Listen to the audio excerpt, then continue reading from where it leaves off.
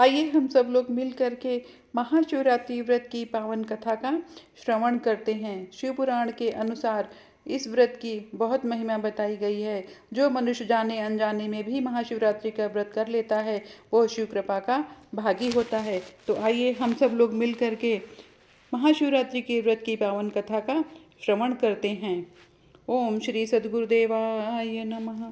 ओम श्री संभवे नमः। ओम श्री पार्वती पतये नमः। पूर्व काल की बात है। चित्रभान नामक एक शिकारी था। वो शिकार करके अपने परिवार का पालन पोषण करता था। उस शिकारी पर साहूकार का बहुत कर्ज था, लेकिन वो कर्ज समय पर नहीं चुका पाता था। फिर साहूकार ने एक बार उसे बंदी बना लिया। उस दिन शिवरात्रि थी। चतुर्दशी के दिन उसने शिवरात्रि व्रत की कथा सुनी और शाम होते ही साहूकार ने उसे अपने पास बुलाया और ऋण चुकाने की बात करने लगा। उसके बाद वो फिर शिकार की खोज में निकला। बंदी गृह में रहने के कारण वो बहुत भूखा था। शिकार की तलाश में वो बहुत दूर निकल आया। अंधेरा होने पर उसने जंगल में ही रात बिताने का फैसला किया और एक पेड़ पर चढ़ गया। उस पेड़ के नीचे एक शिवलिंग था जो बेलपत्रों से ढका हुआ था। शिकारी को उस शिवलिंग के बारे में कोई जानकारी नहीं थी। पेड़ पर चढ़ते समय उसके पैरों से जो टहनियाँ टूटी, जो पत्ते टूटे, वो शिवलिंग पर जाकर गिरते रहे। इस तरह से भूखे प्यासे रह करके शिकारी का शिवरात्रि का एक तरह से व्रत हो गया और शिवलिंग पर बेलपत्र के पत्ते चढ़ गए। रात के समय एक हिरणी पानी पीने तालाब पर आई।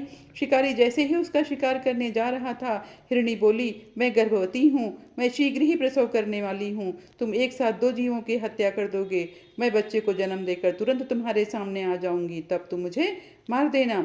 शिकारी ने हिरणी को जाने दिया। इस दौरान अनजाने में कुछ बेलपत्र शिवलिंग पर फिर गिर गए। इस तरह उसने अनजाने में प्रथम प्रहर की पूजा संपन्न कर ली। कुछ देर बाद एक हिरणी उधर से निकली। जैसे ही शिकारी उसे मारने के लिए धनुष बाण चढ़ा रहा था, तो हिरणी ने विनम्रतापूर्वक निवेदन किया कि हे शिकारी, थोड़ी देर पहले ही मैं ऋतु से निवृत्त हुई हूँ, कामातुर विरहिणी हूँ, अपने प्रिय की तलाश में हूँ। अपने पति से मिलकर मैं तुम्हारे पास आ जाऊंगी। शिकारी ने उसे भी जाने दिया। रात का आखिरी पहर बीत रहा था।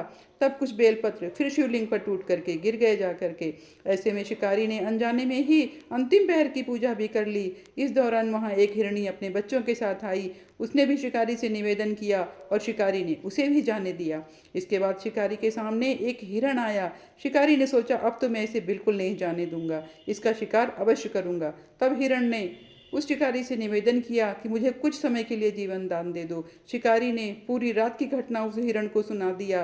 तब हिरण ने कहा कि जिस तरह से तीनों हिरणियां प्रतिज्ञाबद्ध होकर गई हैं, मेरी मृत्यु से अपने धर्म का पालन नहीं कर पाएंगी, जैसे तुमने उन्हें विश्वास पात्र मानकर छोड़ा है, मुझे भी जाने दो। मैं उन सब के साथ तुम्हारे सामने शीघ्र ही उपस्थित होता हूँ। शिकारी ने उस हिरण को भी जाने दिया। इस तरह सुबह हो गई। उपवास, रात्रि जागरण और शिवलिंग पर बेलपत्र चढ़ाने से अनजाने में ही शिवरात्रि की पूजा पूर्ण हो गई। लेकिन अनजाने में हुई पूजा का परिणाम उसे तत्काल मिला।